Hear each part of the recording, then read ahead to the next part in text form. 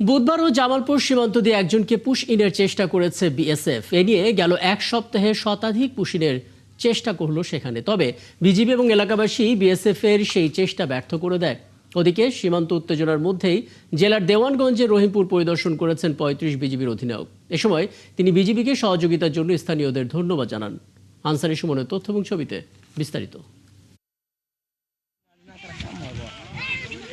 গেল এক সপ্তাহ ধরে পুশিনের ঘটনায় উত্তেজনা চলছে জামালপুরের বিভিন্ন সীমান্তে। বুধবারও বকশীগঞ্জের বগারচর ইউনিয়নের রামরামপুর সীমান্ত দিয়ে একজনকে পুশিনের চেষ্টা করে বিএসএফ, কিন্তু এলাকাবাসী ও বিজিবির সহায়তায় তা ব্যর্থ হয়।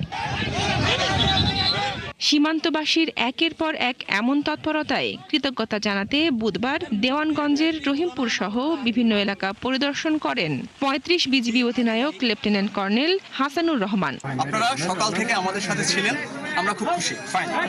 বাট মনে রাখতে হবে যে আমাদের সবারই কিন্তু কাজের একটা সীমারেখা থাকে, ঠিক না?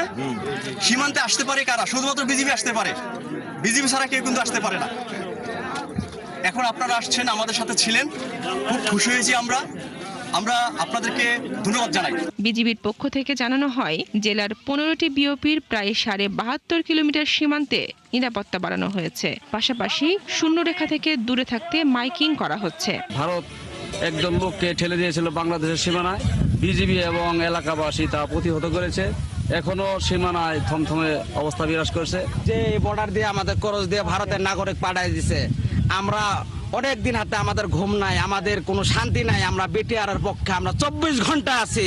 সরকার যাতে এই বিষয়ে পদক্ষেপ নেয়, কূটনৈতিক চ্যানেল ব্যবহার করে সরকার যাতে আমাদের দেশের অভ্যন্তরে কোনো দুষ্কৃতিকারীকে আমাদের দেশের ভিতরে ঢুকাইতে না দেয়।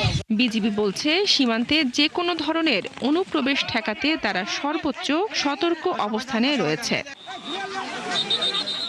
বনশ্রী হালদার, ৭১।